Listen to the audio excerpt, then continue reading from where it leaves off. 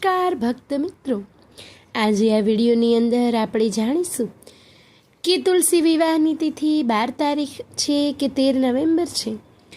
તુલસી વિવાહ ક્યારે કરવામાં આવે છે? તુલસી વિવાહ પાછળનું રહસ્ય શું છે?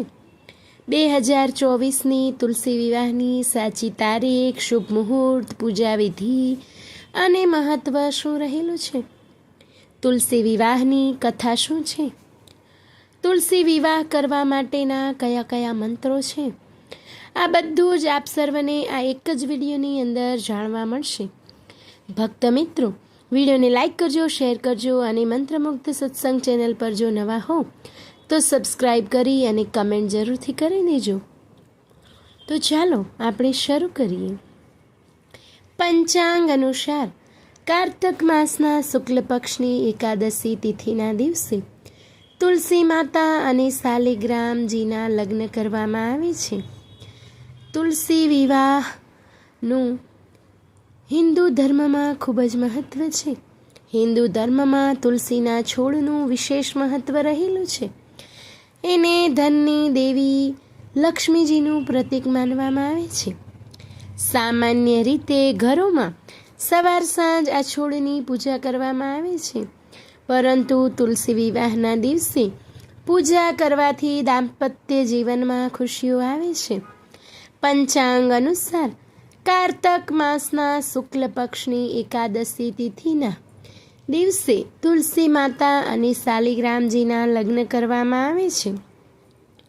જો કે કેટલાક લોકો દ્વાદશી તિથિ પર તુલસી વિવાહ કરે છે.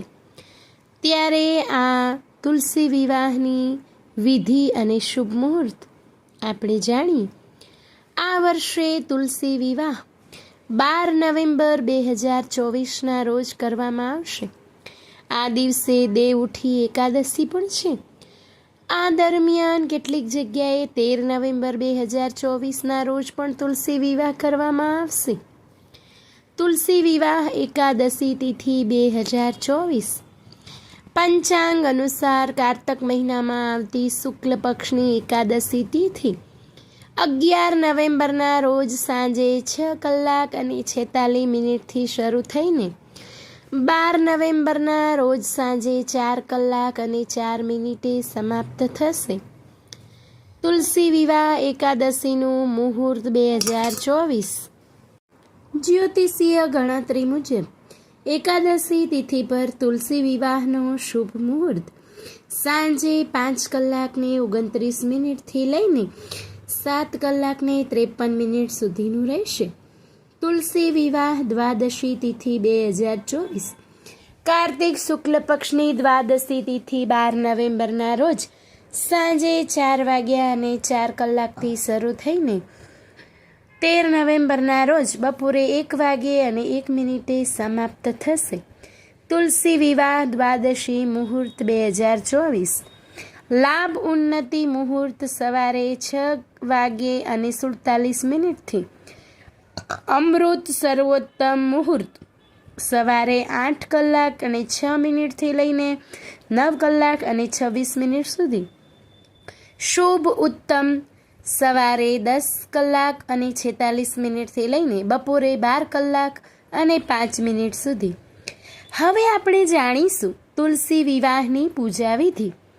તુલસી વિવાહ કરાવવા માટે સૌથી પહેલાં લાકડાની ચોકી લો.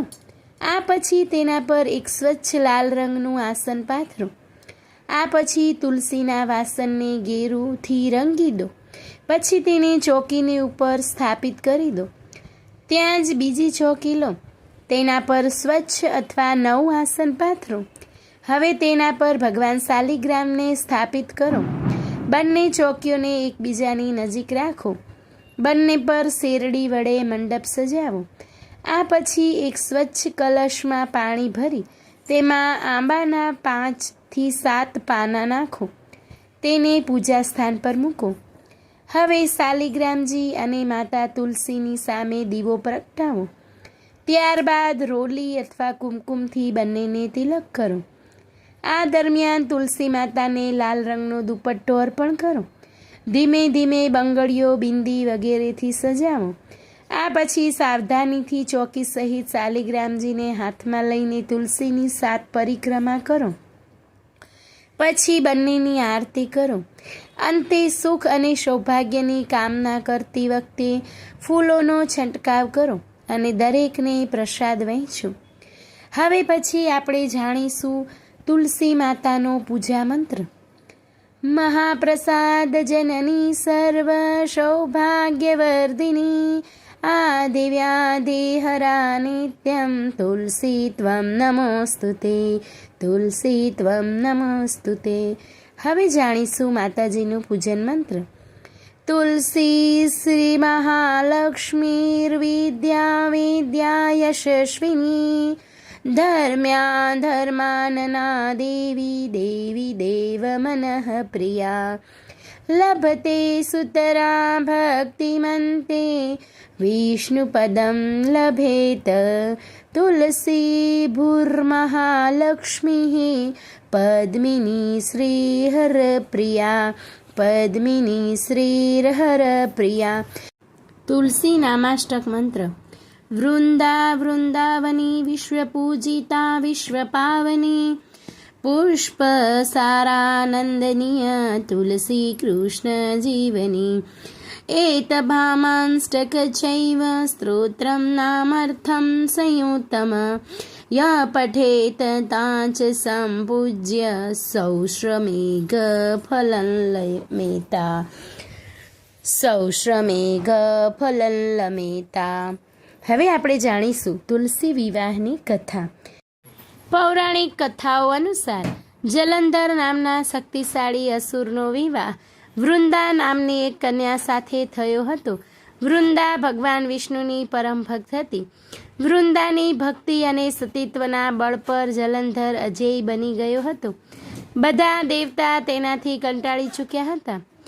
એકવાર તેણે પાર્વતી માતા પર ક્રૂરદૃષ્ટિ નાખી તો ત્રિદેવોએ તેના વધની યોજના બનાવી. ભગવાન શિવે તેની સાથે યુદ્ધ કર્યું, જેમાં તેઓ હારી ગયા. બધા દેવતાઓ દુઃખી થઈને ભગવાન વિષ્ણુની શરણમાં પહોંચ્યા. વિષ્ણુજીએ પોતાની માયાથી જલંધરનું રૂપ ધારણ કર્યું. ત્યારબાદ તેમણે વૃંદાના સતીત્વને ભંગ કરી નાખ્યું. તો જલંધરની શક્તિ ધીરે ધીરે ક્ષીણ થવા લાગી અને તે દેવતાઓ સાથેના યુદ્ધમાં મરણ પામ્યું. ત્યાં સુધી વૃંદા વિષ્ણુ ભગવાનના છળને સમજી ચૂકી હતી. પતિના મોતથી દુઃખી વૃંદાએ ભગવાન વિષ્ણુને પથ્થર બની જવાનો શ્રાપ આપી દીધો.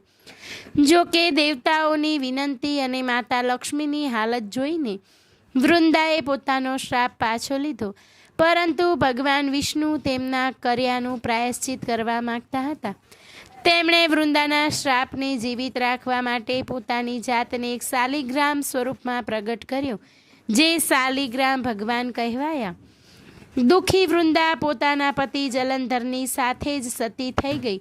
વૃંદાની રાખથી તુલસીનો છોડ ઉત્પન્ન થયો. વૃંદાનું માન જાળવવા માટે દેવતાઓએ શાલિગ્રામ સ્વરૂપી વિષ્ણુ ભગવાનનો વિવાહ તુલસી સાથે કરાવ્યો. તેને દેવઉઠી 11 કહેવાય છે. ભગવાન વિષ્ણુએ વૃંદાને કહ્યું હતું કે આવતા જન્મમાં તમે એક છોડ સ્વરૂપે પ્રગટ થશો.